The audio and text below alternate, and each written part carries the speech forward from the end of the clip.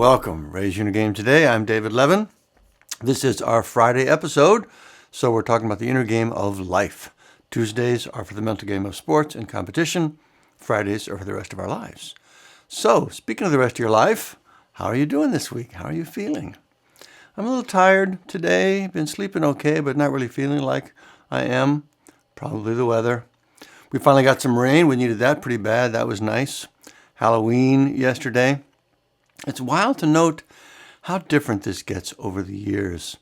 It was, of course, the absolute biggest thing with the kids for years, right? So much prep and anticipation and excitement. But bit by bit, we were less and less into it as they got older. And this year, our youngest, her only plan is to stay home with friends and hand out some candy. So there it is. We have officially outgrown Halloween. Where does the time go? And of course, stressed about the election. How can you not be? 4 days away. Cannot believe it. Literally the fate of the world on the line this time. And I actually think that's fair to say. We spend most of our time thinking about things here in the U.S., which makes sense. But I was reminded yesterday of Ukraine and Europe and how truly critical that is for really the whole world. Korea, North Korea, is sending troops now to help Russia. That's not great. What it means for the world if Ukraine loses, and 100% for sure they will if Trump wins. He supports Putin. He just does. He's on the bad guy's side all around the world, which means we would officially be on the bad guy's side if he wins. He will drop Ukraine in a heartbeat, and you can't even calculate the long-term harm that would come from that. So this election really is about the fate of the world in many ways. That's a little stressful. Imagine the pressure on Kamala right now, because of course she knows that probably better than almost anyone. Crazy to think about that too, and how well she and her team have done managing all this. Personal experience, my little bubble, says we are going to win. I do believe that. I think undecideds are going to break her way. But of course, we absolutely could lose too. It's also true. So like I imagine you, I'm a little stressed. But by the time we talk next week, we should know who won. Man, that's going to be a long night next Tuesday. Anyway, we're not there yet. Plenty to talk about this week. Trump's racist rally at Madison Square Gardens, the Taliban and their latest anti-women announcement, how to stay more positive and productive in your life, some thoughts on access to healthcare, and a great new movie. All right, we'll start with ups and downs. So what gave me a lift this week and what things were pulling me down? Still working on the music project, my Essentials record. Pretty much done. All the musical work is done. Now it's just the logistics of getting a new record into the system. I've listened through the songs many times now to check everything out. And I must say, it does make me happy. It really does. It just feels great to feel good about work you've done. Speaking of which, more current, I edited a video ad for our local Democratic Party this week. It was for Facebook. Topic was climate change. Message was vote for Democrats, of course. It was put together with a group of high school kids here in town. My daughter was actually in it. So they sent me the clips and some images, and I spent a few hours on Saturday putting it together. And it came out great, and that made me happy too. It's funny with a thing like that. When you look at the final piece, it all just seems like, of course, that's what it looks like. It's obvious. It all makes sense. But you don't realize how many technical and creative decisions went into making it look like that. It wasn't a huge challenge. It took me, maybe 4 hours for basically a 30-second spot. But it was a little tricky making it all come together. So anyway, I was super happy with how it came out. Still feeling a bit of the glow from that. Last thing is that our daughter had her birthday party this past weekend, 16 years old. Her birthday was a couple of weeks ago, but finally got around to having the party with her friends. So we had like 11 high school kids here. Dinner, hanging out, presents, cake, watching movies. 4 or 5 of them slept over. So there's a lot of teenage energy happening, as you can imagine. But what struck me was what a lovely group of young people they are. I mean, they really are. They're friendly and polite, respectful.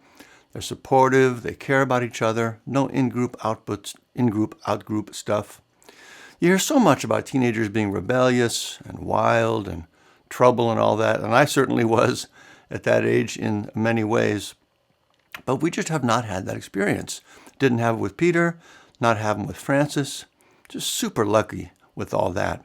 But honestly, I have to give credit to their schools, their Waldorf education.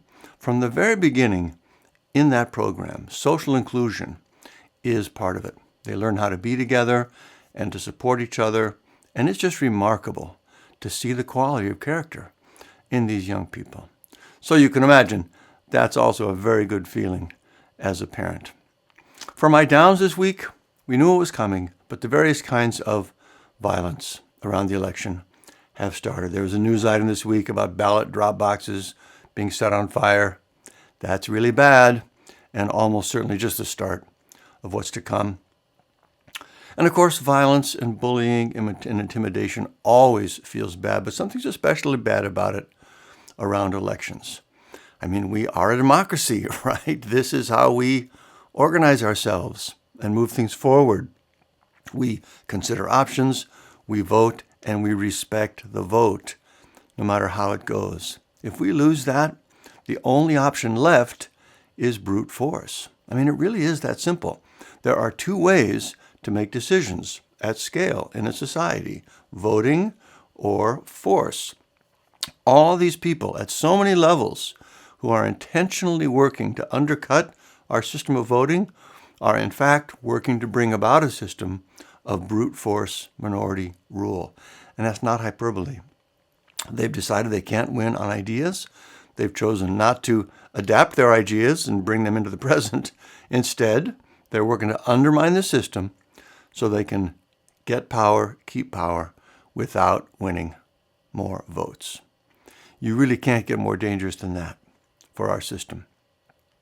And of course, we have a right to speak our minds and advocate for our positions and all that. But when your position is advocating and working with people to bring down our system, that sounds more like treason to me than free speech. Anyway, history will judge that. Maybe the courts at some point. But a big part of the load we're all feeling right now is that fear about the potential for violence and chaos in this election. And of course, all of it from the right. Anyway, that's a down, and it could be for a while. It's just where we are, though. We have to just keep pushing through it.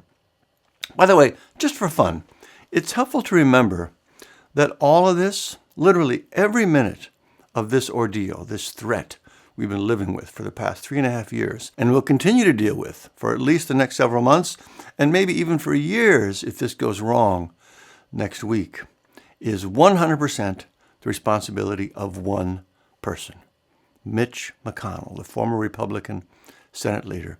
If he had had the courage to act on what he clearly believed at the time, Trump would have been convicted at his impeachment for January 6th and constitutionally ineligible to run for office again.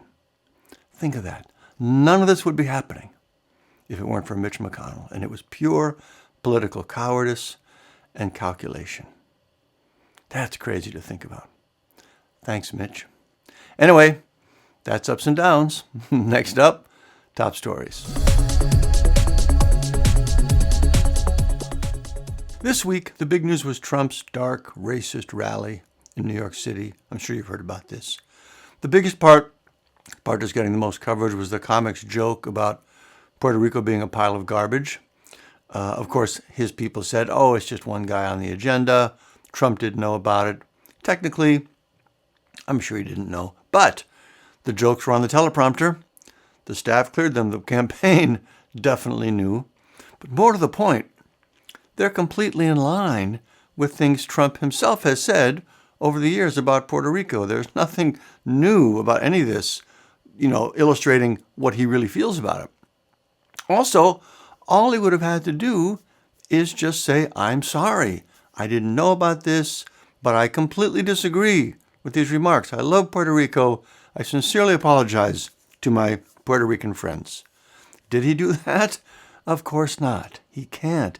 Even if he did feel bad, which he's not capable of doing, he would never say that. Instead, he said, I can't see how it's a big thing. I've done more for the people of Puerto Rico than any president in history.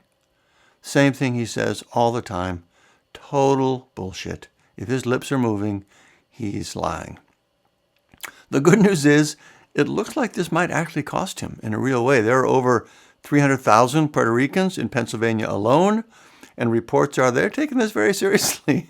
It's reminding them of the way he treated them when he was president, holding back funds from the hurricane, for example. It's motivating a lot of people to vote for Kamala who otherwise weren't planning to do it. That would just be the most delicious irony after all the shit he's done all these years, if this particular piece of racism ended up being the thing that finally brought him down. Anyway, that was a pretty big deal. Major mistake on his part at the worst possible time. And just for a little comic relief, funny if it weren't so depressing, typical Trump cult, gaslighting, conspiracy, bullshit. After the Puerto Rico joke blew up, I saw posts from a MAGA guy saying, well, obviously this guy, the comedian, was a Harris campaign operative.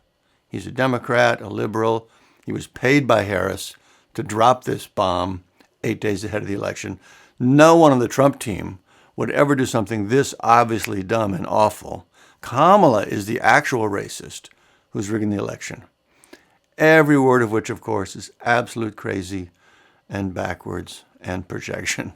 But it never ceases to amaze me, the cult grift psychology of all this. Anyway, the other item that got my attention is not directly Trump-related, though it does tie in potentially, which we'll get to in a moment. But it's the latest story out of Afghanistan about another new policy towards women, a repressive, obscene policy. I mentioned some weeks ago the unbelievable policy that women's voices were no longer allowed in public, right? You can't hear women's voices in public. I still can't hardly believe it's true. It just doesn't seem possible that anyone would suggest such an absurd thing. But now, it's actually gotten worse than that. The latest announcement this week is that now women's voices are not allowed to be heard by other women. They can't talk to each other. How is that even possible to do? How are they supposed to live in any practical way? And remember, all these religious edicts, they're not just words. They are enforced by armed thugs in every neighborhood. Women can be jailed if their voices are heard basically anywhere. It's beyond imagination this could be true, but it is. So on its own, it's horrifying and heartbreaking and frustrating that there's so little we can do about it. But let's bring this back to our situation here. In a related political item this week, a guy named John McEntee, who was a close advisor to Trump in the White House, he was the person responsible for filling staff positions, for hiring people, for vetting them. He's also an advisor to Project 2025, so he's in a position of real influence, especially if Trump is reelected. He posted a short video this week where he said, so when we said we want male-only voting, we meant M-A-L-E. Super smug, by the way, thinks he's just so funny and clever, just the worst kind of asshole. But he is saying, for real, we want to repeal the 19th Amendment that gave women the right to vote. And he means it. I still can't believe we're even having this conversation in 2024, but we are. And it seems to me pretty clear there's a direct line from this kind of thinking to what's happening with the Taliban, which is why I refer to people like this guy as the Christian Taliban. It's backwards, it's dangerous, it's completely un-American, and it's a genuine threat to all of us if Trump is elected. A couple more items of note to consider as we head out to vote. One, a report that people in Trump's circle are planning to change the policy so that staffers, people in the administration, are no longer required to have the FBI do a background check before they get a security clearance and can access classified information. Does that not sound like a dangerous idea? Why do you need that if it's not for grift and giving unqualified people access? Completely insane. Maybe even more directly frightening, if that's possible, FRK Jr., insane, anti-vax conspiracy theorist, brainworm lunatic. Trump is promising to give him control of all the healthcare agencies in the federal government, FDA, NIH, CDC, all vaccines gone. Can you even imagine the damage from that? So how about in these last few days, we all get out there and leave it all on the field and do everything we can to elect Kamala Harris and get rid of this guy once and for all. Can we do that? Are you with me? Oh boy. All right, that's Top Stories. Next up, Inner Game Gold.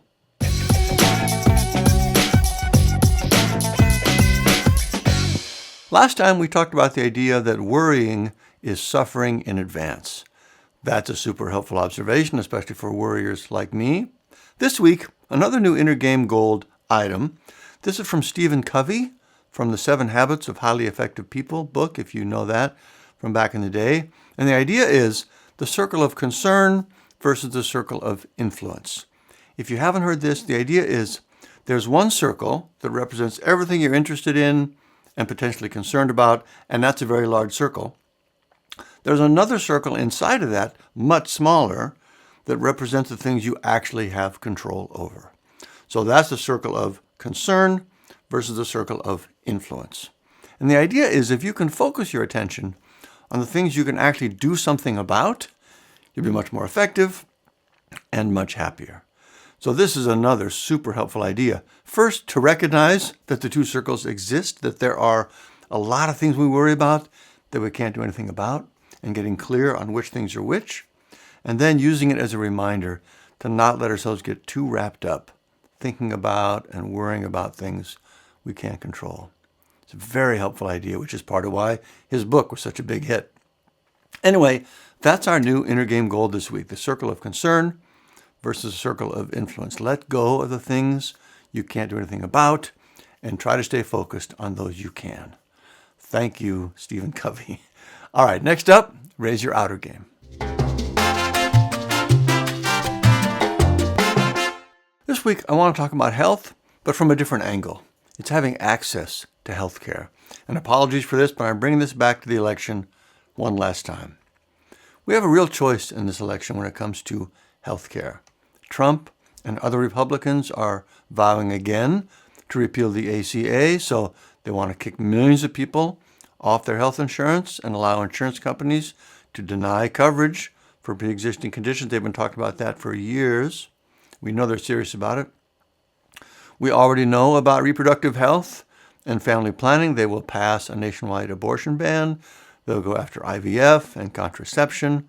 They're talking about tracking women's periods and restricting their travel. It is so crazy and Handmaid's Tale. I also already mentioned putting RFK Jr. in charge of federal health care organizations. Absolute insanity. And these will have real impacts on every one of us and our children and generations to come. On the other hand, we have Kamala Harris putting a cap on the cost of medications, making Roe the law of the land, keeping and strengthening the ACA.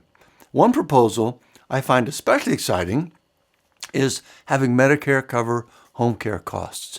This was a major issue and stressor for my dad in his last year.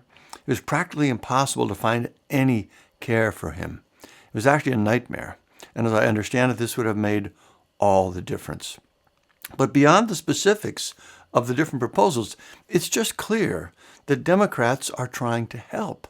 They care about people's health care, helping them take care of each other, and the Republicans up and down the ballot just don't.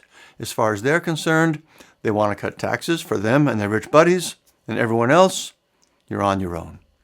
So one of the best things you can do for your and your family's health care this year and beyond is to elect Democrats up and down the ballot. All right, that's Raise Your Outer Game this week. Next up, our challenge of the week.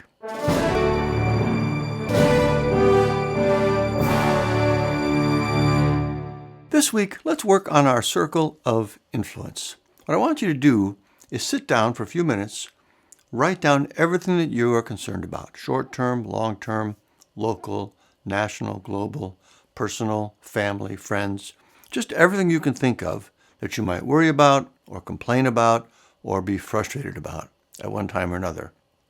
Once you've done that, next, go through your list and for each item, ask yourself if there's something you can do about it. Can I realistically make a difference with this? If you're like me, most of the items, the answer will be no. For example, I'm freaked out about tick-borne diseases moving into our area as temperatures rise. Nothing I can do about that. So go down the list, identify which ones you can do something about and which ones you can't, and then it's time to put that knowledge into action. Pay attention to your thoughts. When you catch yourself thinking about something outside of your circle of influence, just say, nope, can't do anything about it, not thinking about that. The ability to direct your thoughts like that, of course, can be easier said than done, but that is what you learn in the Raise Your Inner Game book and the Sports Academy training. Check that out if you'd like some help developing that skill. Most of us could use some, and this is the perfect use case for it. But that is the challenge this week. List out your circle of influence versus circle of concern items, and then start putting this powerful idea into action. All right, have fun with that. Next up, highly recommended. Reading a new book this week, The Director by David Ignatius. It's okay. I like the genre, political intrigue. Not sure about the writing so far in this one. I'll keep you posted. The big thing this week was a great new movie called Rez Ball, Margaret and I watched. The Rez in the title refers to reservation. The story is about a high school basketball team on the Navajo reservation in New Mexico. I mentioned before, Margaret and I lived in the area for 3 years back around the turn of the century. I love being able to say that. So a lot of the scenery and culture feels familiar, and I have such strong and fond memories of all of that. So that's enjoyable just on its own. But the story itself was lovely too. I was a little skeptical at first. I imagined a sports story being sort of an obvious format for a simplistic and kind of jingoistic inspirational piece, But the Rotten Tomatoes scores were great, like 93%. A friend had recommended it, so we gave it a try. We just loved it. So that's the recommendation this week. Big, highly recommended Rez Ball on Netflix. Reminder, if you do want to get better at managing your negative thoughts, not worrying so much, staying focused on the important things, check out the Raise Your Inner Game book or the Sports Academy training. If you're an athlete, raiseyourinnergame.com for that. Otherwise, that is it for this week. Just a few more days. Keep up the good work right through the finish line. Let's hope for a good outcome this week, and I will talk to you next time.